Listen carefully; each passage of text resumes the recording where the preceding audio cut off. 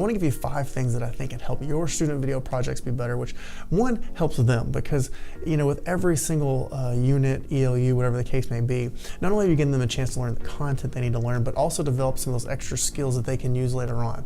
Because we talk about how we're preparing students for this world where there's jobs that don't yet exist. And so we don't know what kind of skills our kids are going to need. So I think especially with video, you're giving your kids an opportunity to learn how to create, engaging content, which is a skill they could use in a lot of different areas. But the other thing is it just makes presentation day better. It's more enjoyable, it's easier to grade things, and you just know that your students are doing their best. And so which also in turn makes you feel better about the lesson instead of questioning whether or not you should just totally change that project next year. So here we go, 5 things that I think are going to make your students' videos better. The number 1 thing that I tell students is steal. And here's what I mean by that. Encourage your students to go out and watch the videos they like, be that TV shows, infomercials, commercials, YouTube videos, whatever the case may be, and realize and stop to think, what is it about this video that's engaging and makes me want to keep watching and come back for more?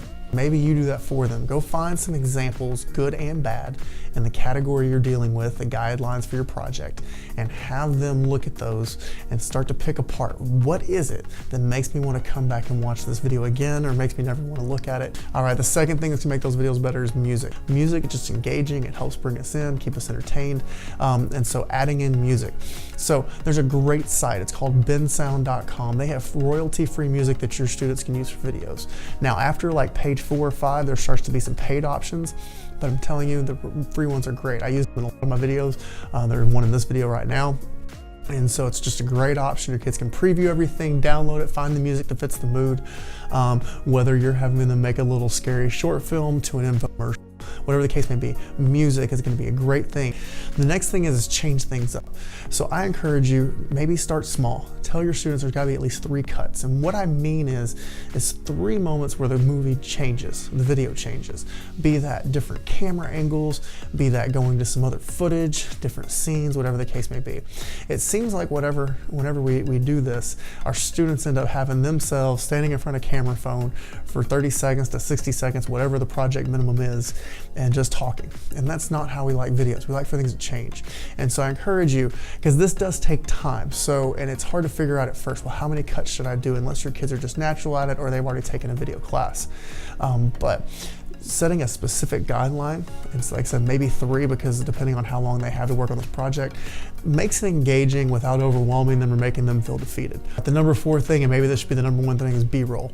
B-roll is basically anything that you're filming where you're not actually showing the person talking or having anyone talk. And so having students just go around and getting random footage that they can use and use as part of their cuts and things to throw in their video just to make it entertaining, to better illustrate a point. Now this could be, let's say, some kind of demonstration video. Maybe they start with them talking like this and then they zoom in and do it again and just film whatever it is they're actually doing with their hands or the math problem they're working or whatever you may have them do. And so those kinds of things are going to help. So having them have B-roll footage. I always tell kids you can never have too much footage. Even if you don't use it, you can always cut, but you can't add at the end. So make sure you've got plenty of footage, even for a little 60-second video. Okay, the last thing is try something special. Add a little extra in there. Maybe it's titles, maybe it's transitions, maybe it's using green screen stuff, other special effects, but just something a little special to add into the video. It makes a huge difference, but the other thing is it's not that hard. I think one of the reasons kids' videos aren't that great is because they see stuff and they think that's too hard, there's no way I can do it, be that adding music in or whatever the case may be. But things like green screen, all you've got to do is stand in front of a solid color, and then we have programs like WeVideo that we have a subscription to, and they can do all the green screen stuff with that. But beyond just the green screen, WeVideo is great because it comes in a familiar format that your students are used to if they've done any type of video project.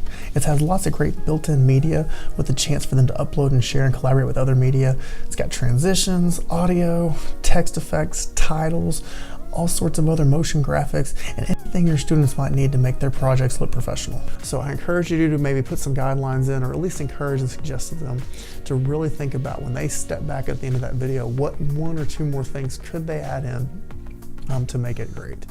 So I hope this stuff helps. I hope this makes your projects more enjoyable, your kids' videos better, more beneficial. And I think as they're taking the time to do these things, it's also going to make them think about the content more, which is going to increase their learning.